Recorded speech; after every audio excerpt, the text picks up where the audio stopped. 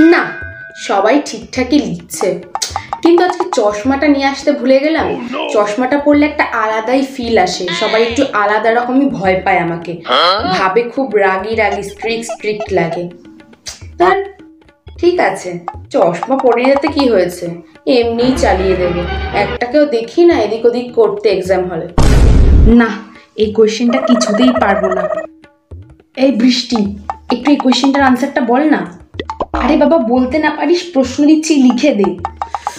আরে বাবা, ম্যাম সামনে দাঁড়ানো রয়েছে, এখন আমি তোকে কি করে কোয়েশ্চেনটা দেবো? লাস্ট বেঞ্চের ওই দুটো মেয়ে কি করছে? আচ্ছা, কোয়েশ্চেন এক্সচেঞ্জ করার প্ল্যান চলছে না? হ্যাঁ, ওরা জানে না কার পল্লায় পড়েছে।